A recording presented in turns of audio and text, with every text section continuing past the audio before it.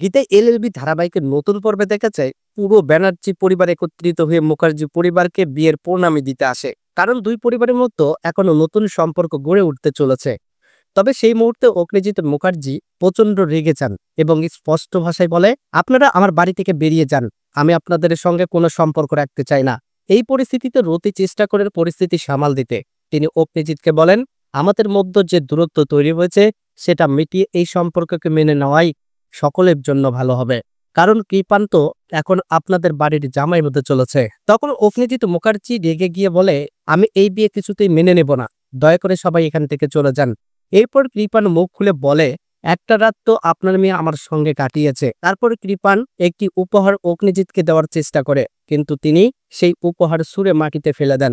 ঠিক তখনই মেহেকে সেখানে এসে উপস্থিত হয়। সে বলে, আমার হবু শ্বশুরবাড়ির লোকদের অপমান করার অধিকার কারণেই। উত্তরে অগ্নিজিৎ বলে, তোমার মতো নির্লজ্জ মেয়ে আমি জীবনেও দেখিনি, তোমার মুখ আমি দেখতে চাই না, এখান থেকে চলে যাও।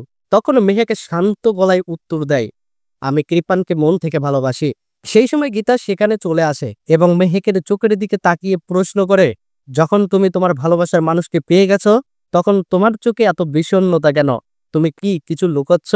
মেহেক কৃপানের হাত ধরে সবার সামনে দেখাতে চাই সে অত্যন্ত খুশি। সে গীতার মুখের ওপর বলে দেয়, আমি স্বেচ্ছায় কৃপানকে বিয়ে করতে চলেছি, অঙ্কিতের প্রতি আমার বিন্দুমাত্র ভালোবাসা নেই। এরপর ব্যানার্জি পরিবার সেখান থেকে চলে যায়। পরিস্থিতি বিশ্লেষণ করে গীতা তার পরিবারকে জানায়, মেহেক আর কৃপানের ভালোবাসা যদি সত্যি হতো তাহলে এসব কিডন্যাপিং আর খুনের ঘটনা ঘটতো না। জঙ্গুকে খুন করার পর সবকিছু স্পষ্ট হয়ে গেছে যে কোথাও না কোথাও একটা বড় গন্ডগোল আছে।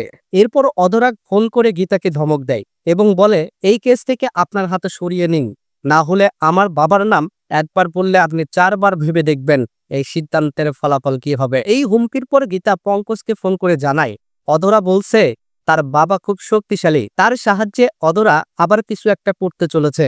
গীতা যখন ফোন রাখে তখনই অধরা তাকে আবার ফোন করে বলে, আপনি বড়বাবুকে আমার পরিচয় জানার জন্য ফোন করেছিলেন না? আমি কিন্তু সব জেনে গেছি।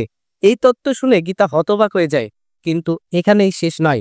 অধরা আবার সরাসরি গীতাকে হুমকি দেয়, এই কেস থেকে দূরে থাকুন, না হলে আমি আপনাকে মেরে ফেলবো।